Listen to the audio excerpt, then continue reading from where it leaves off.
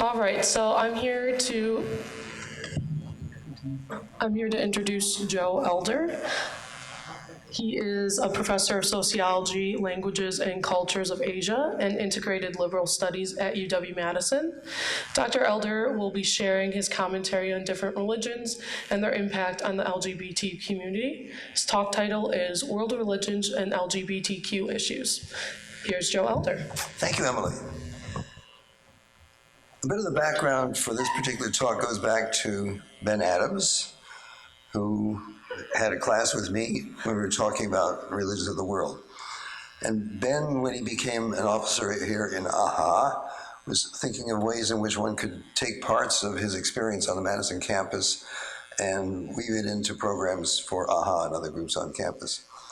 So we started talking about it a long time ago. I thought, world religions, that's a lot of religions. And how does one organize this to make any kind of particular sense? I've been fairly arbitrary, and I'll tell you how I laid out my distinctions of world religions, indicating that one has to be a little bit selective because the range of religions is absolutely huge, and the blendings between different religions and how they rephrase and reformulate makes it extremely complicated. What is religion? In the field of anthropology or sociology, typically one goes back to Emile Durkheim's Elementary Forms of the Religious Life, where he was trying to come up with a question of why does sort of everybody seem to have religion, and where does it come from, and how does it vary? And the components of religion seem to be several. It had to be shared. You couldn't have an individual's religion. It became a religion when several people shared it. It had to involve both beliefs and practices, and there's an enormous range, of course, in beliefs and practices. You have people who are of the same denomination practicing and believing very, very different things. I thought Emily's example this afternoon about how people could be brought together from various differences, mainly because they were secularists. And the fact that they were secularists meant that they could pick and choose whatever they wanted from a whole variety of different religious groups. So putting these into a category, the term that Durkheim used, these were people who were looking at things that were sacred or forbidden. There was some special quality about these acts or these beliefs, which meant that they were different from what most people would do in most days. There were secular days, there were sacred days, there were sacred animals, and there were secular animals. And in this way, you had a wide range of different practices, shared beliefs and practices, and pertaining to things that were sacred or forbidden. In terms of my own background, I've had the opportunity to live in quite a variety of different religious areas. I was born in the area of Iran known as Kurdistan. My parents were Presbyterian missionaries, and I was raised with the idea that virtually everybody in the world was a Muslim. I didn't realize at that time that the Muslims in Iran are Shiite Muslims, and that they are the minority community in terms of Muslims all around the world. I did, however, grow up with the idea that almost every third Muslim boy I knew was called either Ali or Hassan or Hussein, the names of the first followers of the Prophet when the Shiite split occurred with the Shiites and the Sunnis. Then after I began my dissertation work, I became interested in Hinduism. Lived for 2 years in a Hindu village and had a chance to watch what the world looked like from people whose experience had been very limited in terms of the written text, but whose lives were permeated with Hindu beliefs and practices and sacred days of the week and sorts of food that you ate and beliefs in certain types of actions that would benefit you or non-benefit you. So with this sort of unusual background of growing up among Shiite Muslims and then living for a couple of years with Hindus, that provided sort of a three-point starting point in terms of myself and the various religions of the world. Once I came to Madison, I began teaching a variety of courses, and especially in the international learning community, there was a chance to explore a wide range of topics. The international learning community focused on students from abroad. There was also training students here on the Madison campus who wanted to learn other languages, wanted to spend some time in some country outside the United States. And so it was an ideal community in which to sort of share the idea of what do these people believe, what draws them together, what are the similarities between them and us, and what are the differences between them and us. I've finally divided this talk into 4 types of world religions. And these are Joe Elder's categories, so there's something very sacred about them. There's what I call the Hellenic Roman tradition. This goes back to the Greek and Roman heritage, from which we've drawn very heavily. And one looks at philosophy and the humanities, particularly the Hellenic Roman tradition, with its many different dimensions of art, philosophy, literature, what is good, what is beautiful. These are all parts of the Hellenic Roman religion. And they feed into contemporary society in many different ways. So that's one of the world religions. The second, and this is the one that probably most of us here in the room have been most familiar with, is the Abrahamic heritage, where at some point the figure of Abraham and Abraham's relationship to his God, his people, the Jews, Christians, Muslims, a whole series of people who sort of go back to a complex series of stories written down, memorized, commented on for centuries, and in this way carrying a certain broad perspective on issues of LGBTQ people. The third type of world religion I have labeled is I call it karmic religion. This has to do with the notion of a fundamental iron law of cause and effect. And the idea is that there is a law of karma. It cannot be modified. Once one commits a sin, one will be punished. Once one performs a good duty, it will be rewarded. And so there's not much room for give or take or bringing in extra ways of affecting the destiny of one's life. What you do, you will pay the price for or get the benefit for later on. Now, in the world as it actually exists, gods and goddesses do begin to emerge. But the basic idea is that there is this law, it's like gravity, and no amount of trying to get away from it will make it possible for one to escape the fruits of one's action, the term that is so often used. Fourth type of world religion that I've tried to work on is what I call the harmonic.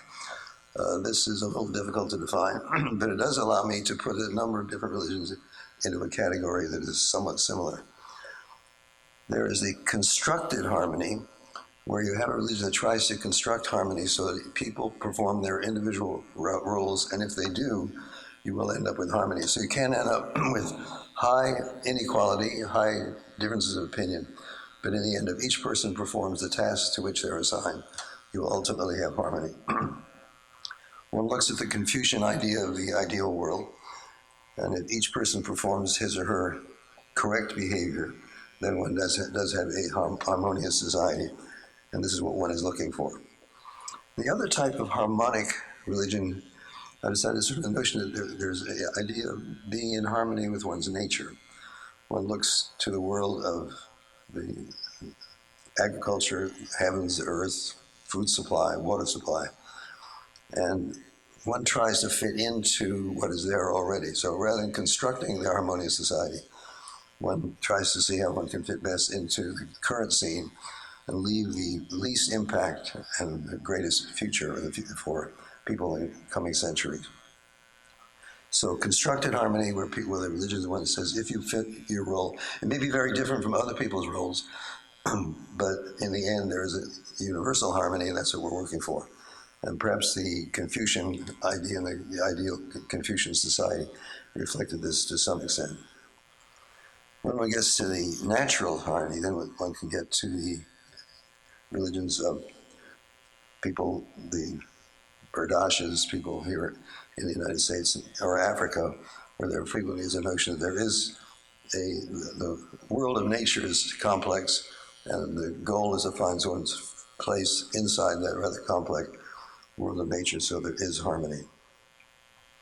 So 4 types of world religion: the Hellenic Roman, with a great deal of literature about that; the Abrahamic, which includes Judaism, Christianity, Islam, and even possibly the Baha'i faith; Then the karmic religion, which says there is a law in the universe which is immutable.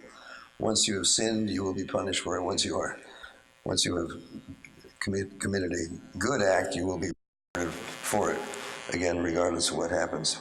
And that casts a different light in terms of what one can do about one's life in this incarnation or the next. And typically the karmic religions have a notion of reincarnation. So one can come back again and again and again in the process, ultimately, usually, of trying to get off the cycle of reincarnation to end up with kind of a balance so that one can no longer come back. I remember sitting in the Bombay airport one time and watching the interaction between a young Christian evangelist who just arrived in India, hoping to have a career as a missionary.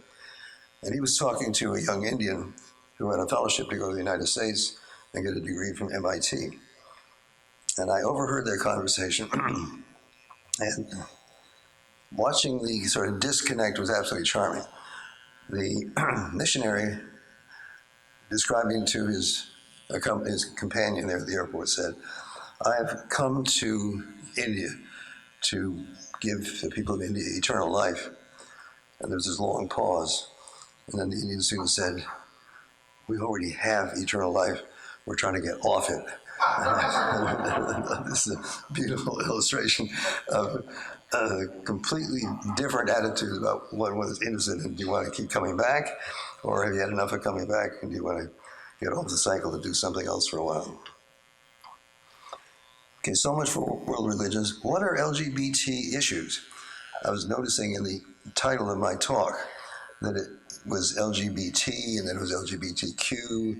And as I've been working in this field for the last 30 years, the definition of what we're talking about has changed. The connotation of words like gay or other terms having to do with sexuality have undergone vast changes as time has passed and the English language has modified itself. What are the issues? In the early years of looking at LGBT issues, the question was it sexual behavior you were interested in? Was it sexual preference you were interested in? Was it sexual identity you were interested in? And each of these cast a different light on who was identified as a member of the community and what the issues were that the community member was interested in achieving. Then came the term transgender identity, gender expression. Anything that was different from binary was a way to identify this field. Or the term third gender, or the term queer. To what extent is that accessible? Is it neuter? Does it carry enough expansiveness so that the next iteration to come in can fit comfortably under the term queer or questioning? What about asexual? What about simply saying everybody who does not automatically accept the binary distinctions is part of a group? And then if one can sort out what these different groups are, who's in them, the question of what is it they're after. And typically it works out to be something like equal treatment in all respects to those accepting binary distinctions. So the world of binary distinctions is seen as where most people are in most societies. And if one is coming at this from another perspective, the question is, are you discriminated against or barred from certain activities because you do not fit the binary distinction and other people do? Okay, so much for world religions, so much for LGBTQ issues. Now about the world religions. We'll start with the Hellenic Roman approach to this. And one sees almost immediately a very different approach to the binary distinctions or the usual notions of sexuality. There's a god Zeus. He has his lover Leda, a woman, and Ganymede, a boy.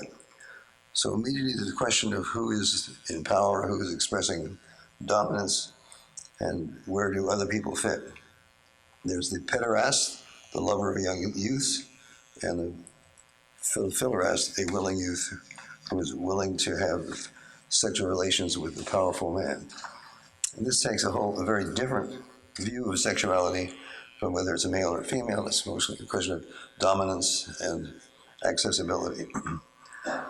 Principle of those civilizations with the higher status penetrates and the lower status is penetrated. or whether it's male or female, is not particularly significant on that occasion. The lower status are typically women, or slaves, or youths. And that's sort of the category of people who could be penetrated if one wanted to be a penetrator. And the distinction was not so much what was accessible, as to what was practical, what was actually accessible. Looking at Plato's Symposium, there's a debate which is better, sex with a woman or sex with a boy. So the notion these were not seen as in a sense, radically different types of activity, which was the one that you preferred most, and the principle was that the one who was being penetrated was the one who was lower, and the one who was penetrating was seen as being higher. Then one crosses over from the Greek civilization to the Roman civilization. In Edward Gibbon's Decline and Fall of the Roman Empire, he begins to describe the first 15 Roman emperors were men who had sex with men. A very different kind of thing than when we're looking not so far away into the world of Jews, where this was seen as the sort of thing for which there could well be a death penalty. So within the same Mediterranean area, you had very different approaches to what was accessible or what could be defined as the sort of thing that an honorable person could do and actually increase his or her honor to a certain extent. Men having sex with men was accepted in the Roman military. Bacchus and Sergei were two Christian soldiers in the Roman army. They were eventually told to pray to the emperor. They refused.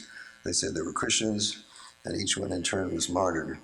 But the martyrdom was not because they were gay. The martyrdom was because they didn't bow down to the emperor. And that was the sort of thing for which you could be beheaded.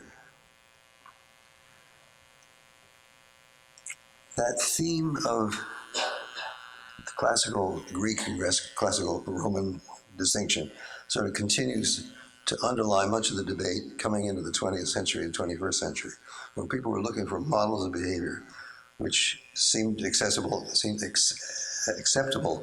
in certain contexts which were provided by the Greek and Roman civilization.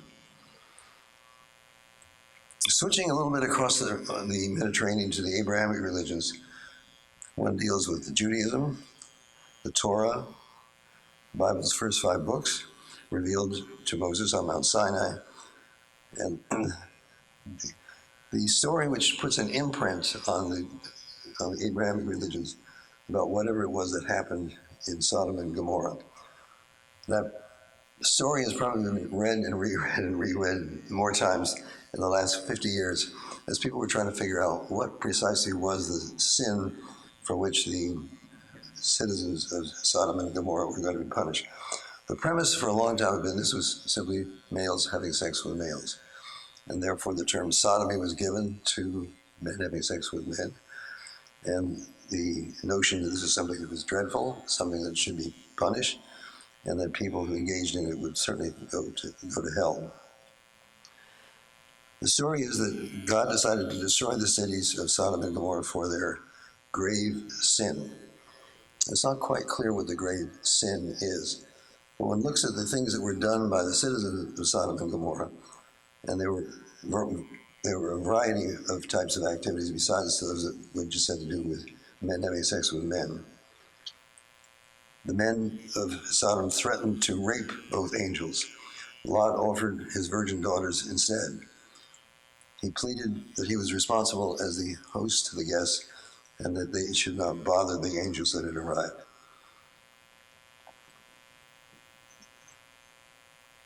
At dawn, Lot and his family fled from Sodom, and brimstone of fire destroys Sodom and Gomorrah.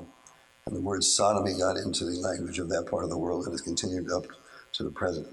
It's interesting when one looks at what actually is meant by sodomy, how very different the physical act was in terms of what was interpreted as it.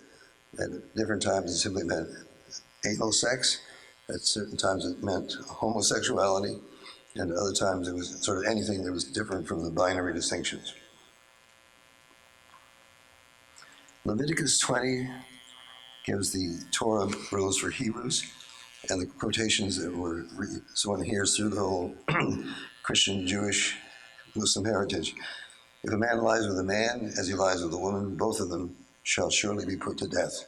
and the notion that this is a clear indication of God's anger at this type of behavior. But if one looks at the passages neighboring that particular passage, there was a death penalty for cursing your father or your mother. There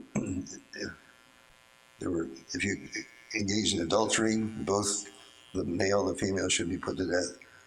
And if men or women had sex with an animal, and the animal would be put to death as well. So it's a fairly broad, sweeping distinction of things that were inappropriate, and the death penalty was, in a sense, identified as a penalty that should follow. One looks at the other rules surrounding this passage, where there's to be no mixed clothing, no mixed cropping, no mixed animal breeding, no tattooing, certain foods that were prohibited, a whole series of things which seem primarily to set up a distinction between the children of Israel and the Greeks and the Romans and the other people that were not part of that same community. When Christianity came along, there was the whole, Christianity adopted much of Judaism and many of the schisms. The question of circumcision, was this important or was it not, became a major issue in early Christianity. As the church went on identifying the sorts of penitentials that one should engage in for certain types of activity, it became quite clear at what point homosexuality was seen as a very serious crime or a fairly minor crime. When Pope Gregory VII reached power, he replaced the church law with Roman law. There were to be no married priests. The form of marriage changed. And severe punishments for violations of the Leviticus rules. By the time one got to the 13th century, witchcraft, blasphemy, torture, being part of the state were practiced by those who engaged in inappropriate binary sexual behavior. Christian official condemnation of homosexuals continued into this century and the previous century. Oscar Wilde's trials and imprisonment for homosexual behavior were widely noted in Europe at the beginning of the 20th century. In 1924, Henry Gerber founded the Society for Human Rights in Chicago, arguing that gay rights were human rights. And I think this beginning of putting in gay rights as a human right was introduced a phrase that made it much more flexible for people of the Abrahamic tradition to see another type of value besides simply whatever the Leviticus rules had laid out at the first time. After the 1969 Stonewall riots, Christian groups in the United States and elsewhere began asking their members a variety of questions about their LGBT identity. Should they be church members? Could they be church leaders? Could there be the marriage of people of this sort?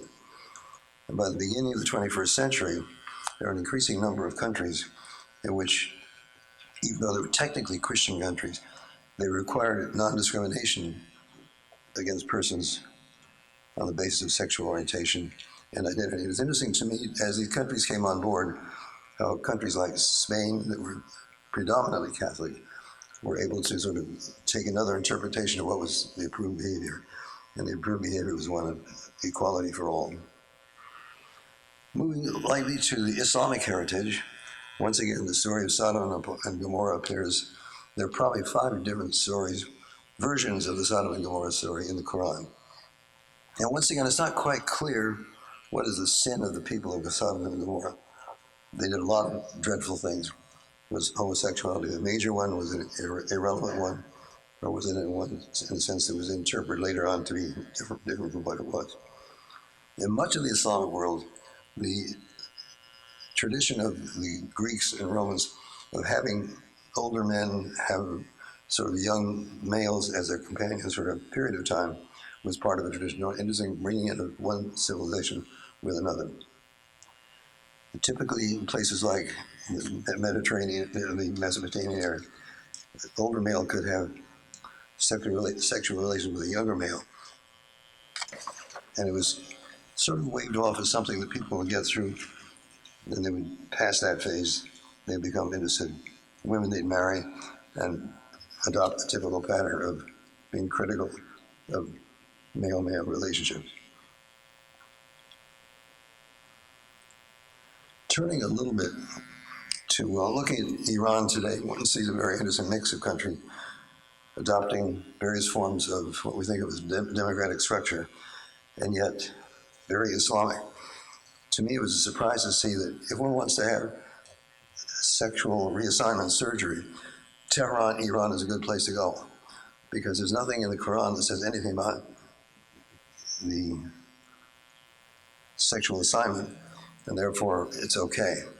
And there are actually trips that you have with your current medical services covering the cost of having sex reassignment surgery in a Muslim country by highly trained people, because there's nothing in the Quran that says specifically this is prohibited. Whereas to engage in homosexual activity, one can be running a certain kind of risk. Turning then to the karmic religion, where you have this law of karma there waiting, in a sense, to be addressed by you in terms of what you engage in your life. It's interesting to see the way in which the Sanskrit language developed a series, again, of what was and what was not acceptable sexual behavior. The term yoni means a vagina that's approved for penis insertion. A voyoni is a vagina that is disapproved for penis insertion. So the distinction being that it's the question of whose body the vagina is in. And once again, you're almost back in the Greek and Roman situation of the superior in terms of power and wealth and status is to penetrate, and the inferior is to be penetrated. In the laws of Manu, a classical sort of Hindu text, once again you have a series of punishments that are supposed to be given to people for violating certain kinds of activity. If you high-ranking woman cheated on her husband, she should be eaten by dogs. If a male,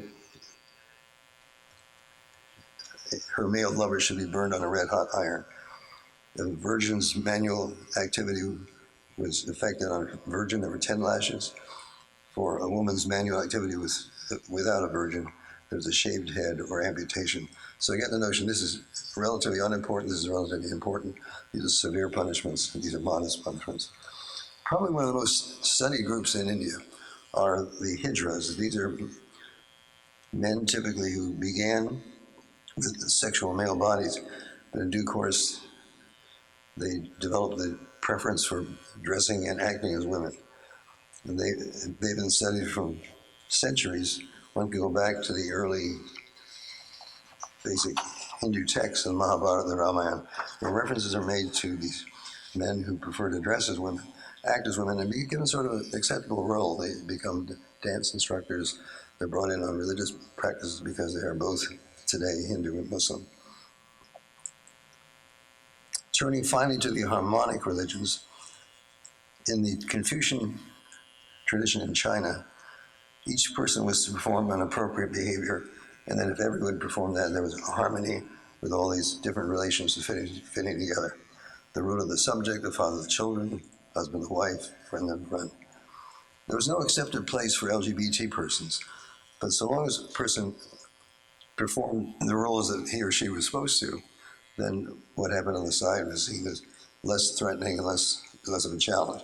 And so there is erotic, autoerotic literature, painting, other types of activities indicating these things have gone on for a long time. I want to wind up a little bit with talking about harmony with nature. Here, there are many, many different varieties. One says, here is the nature, we should fit into it, adapt to it, accept it, and leave as little mark as we need to. I've been skipping over the titles of books that deal with these areas. The one that I found most interesting was one that dealt with Africa. The title is Boys, Wives, and Female Husbands. It was published in 1998, and it indicates that in 55 African languages, there are many words for non-binary heterosexual roles and activities that the term defines in such a way that you almost have a sentence or half a paragraph to explain what this is referring to. There are men possessed by female spirit, there are boy wives, there are people having reciprocal anal or intercourse, there were people who were designed as women but not men, there were mutual masturbation, the managed women, each of these having a sort of separate term in that African language for a way in which one fit outside the normal binary distinction. In North America, perhaps a major book that deals with this is Walter Williams' The Spirit and the Flesh. sexual diversity in American Indian culture.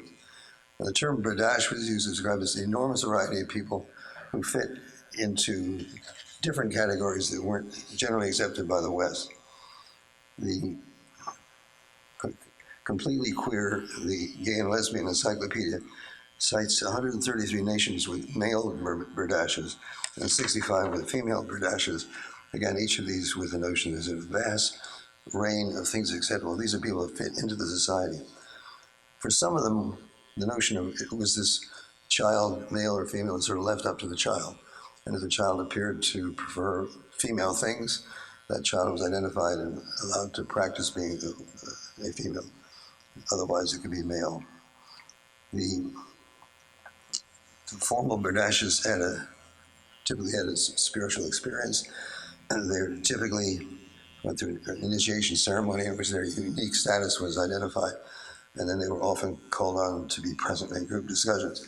So here was a case where perhaps the person who was clearly non-binary became the authoritative device to agree with a decision and pronounce this is the correct decision for our particular group to get in terms with.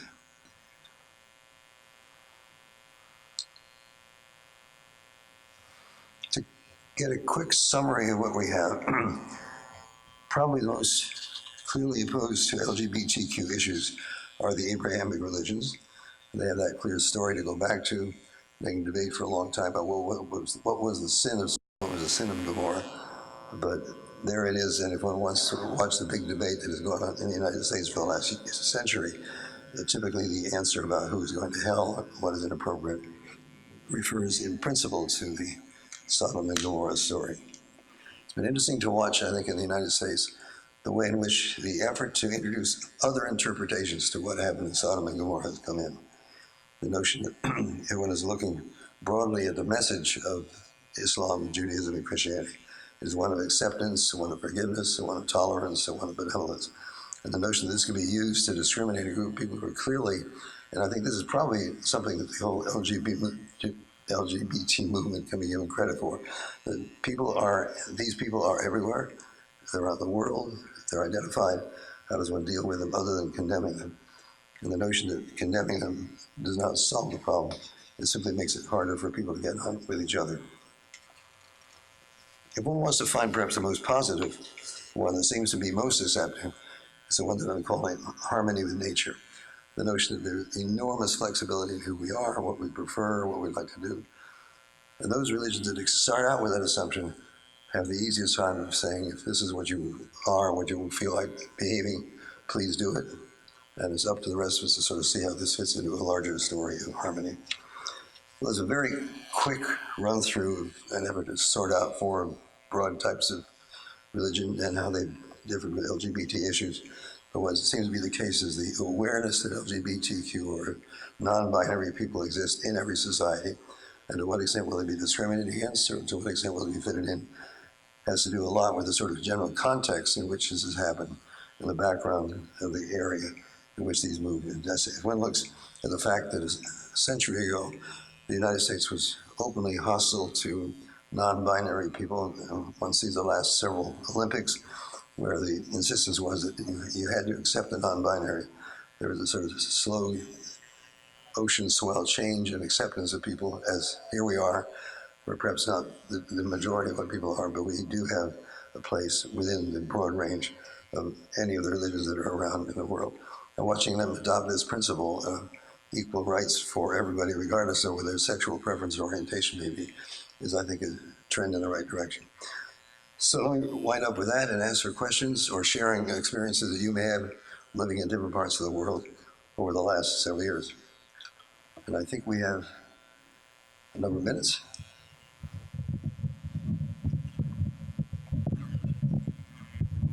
You mentioned that in Iran, sexual reassignment surgery is okay because there's nothing against it in the Quran.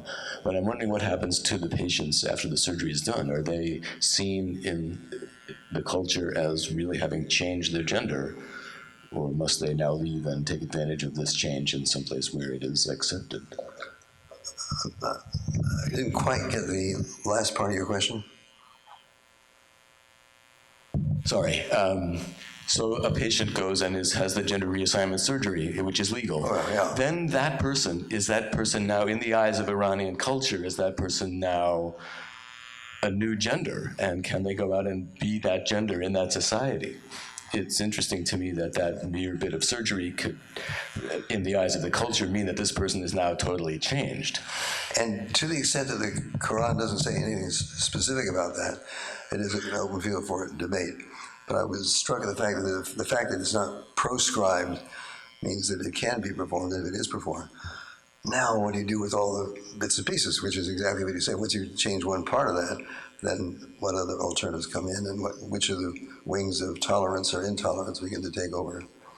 But yeah, it is a question. Yeah. Hi. Fascinating stuff. So I was reading the Game of Thrones wiki a few weeks ago. I haven't seen the show, I haven't read the books, but I read a lot of the wiki pages. And they were talking about the way that homosexuality, as we might use the term, was represented in the books, and that it was most similar to a medieval idea that there was a penetrator and there was a penetratee, the person being penetrated. And so the penetrator was never gay, the way that we would understand it. In fact, these terms don't really apply. And that was like the Hellenic perspective that you shared.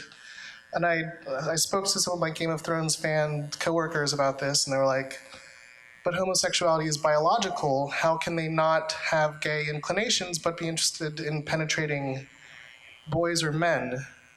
And I was like, we're bringing a lot of, some of this I think is political baggage to these concepts and these terms. I know you're approaching this more from a sociological perspective, and that some of the reason for the strong, born that way argument is for political reasons, right? That people thought if we said, well, it's not their fault they're gay, that could help us accomplish these different goals in the political and cultural sphere. But are there places where that comes into conflict when you're looking at the way that the Greeks worked? Can you say, gay doesn't work for that time? It's cultural, it's these other kinds of affiliations. Are there places where that conflicts, or does that just work together for you? Yeah, and the very question itself changes as the years pass. But asking this question in 1920 could be very different from asking it in 2020. It's a field with constant redefinitions of what this means and what's being interpreted as. So one is in the area of studying this, one sees the topic itself shifting as one moves from one culture to another, what is acceptable, what is prohibited, what could be tolerated, what should be encouraged. But with the notion that each time you cross a previously drawn line, there's apt to be sudden tensions at that point because there's no well-worn road to travel. But it will change. It has changed, and it will change in the coming decades, which makes it very complicated.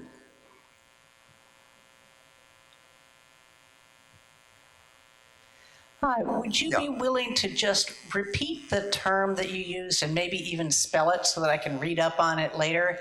The term for, say, the people like the dance instructors who sort of choose their sex or have a sort of different other assignment. What was the word for that? It began with a B, I think. With a B as in boy, berdash.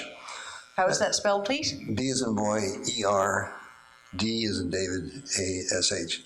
A-S-H. Okay, yeah. Berdash, thanks. Yeah, Berdash.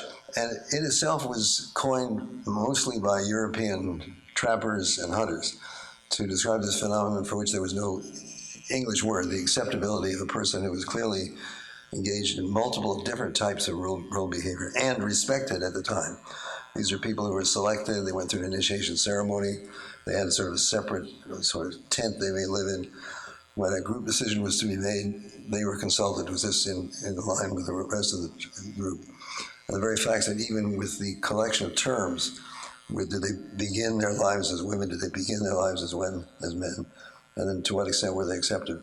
But typically they emerged by being identified as different, emerged as this difference being acceptable, and emerged even as a notion that this acceptability meant that they had certain skills and interpretations that were useful to follow. So rather than being ignored, they were turned to for wisdom because they came from sort of a different perspective, which can be viewed at from the other point of view to say, was this the right thing to do or not? And the many, many different varieties that were data which were gathered, often by simply hundreds of trappers in the area who were amazed at this particular group. The Berdache was coined by the European travelers in these areas, and then became a term was used broadly throughout the whole area. But again, it was unprecedented, they didn't know what to do with it, so they labeled it with a common term, which often submerged differences, important differences that were between different types of Berdaches.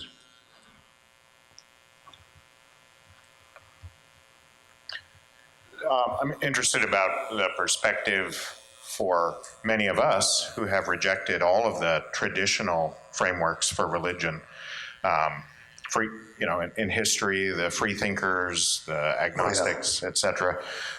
How is it that you think the free thought community is generally more liberal on these issues? Why do you think that is? Is it just because of an explicit rejection of traditional religion, or what explains the harmony that often exists between secular orientations and liberal attitudes about sexual identity?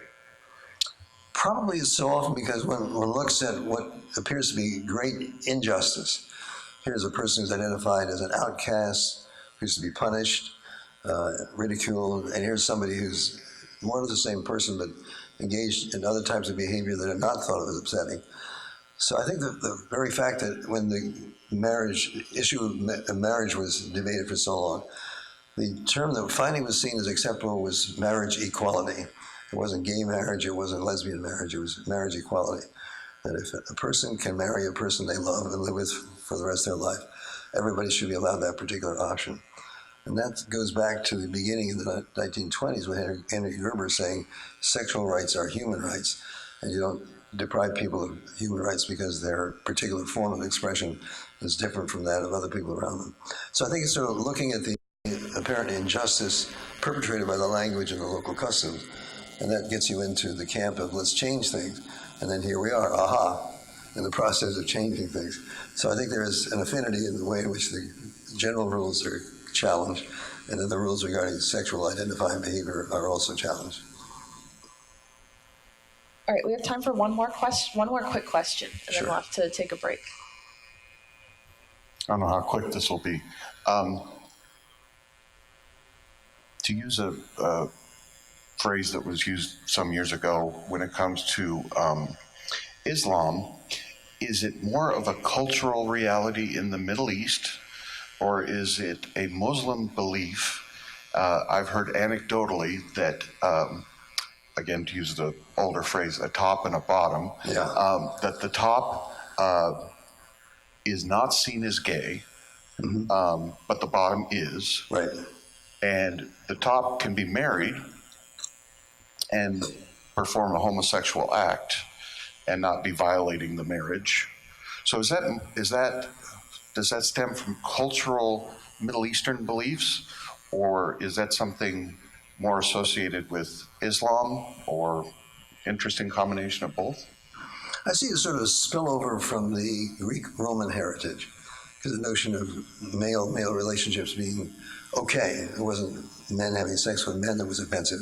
It was men having sex with the wrong type of men that was seen as offensive.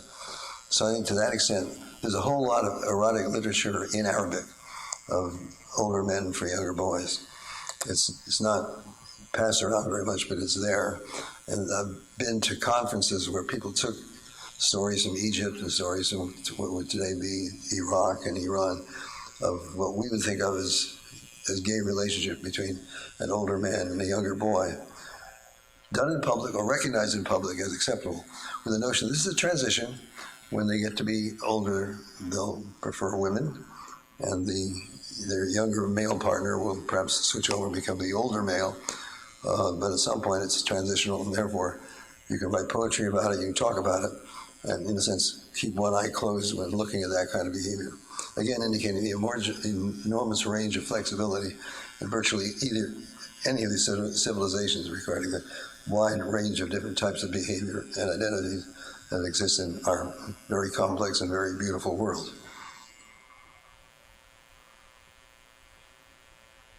All right, thank you, everybody. One more round of applause for Joe, please.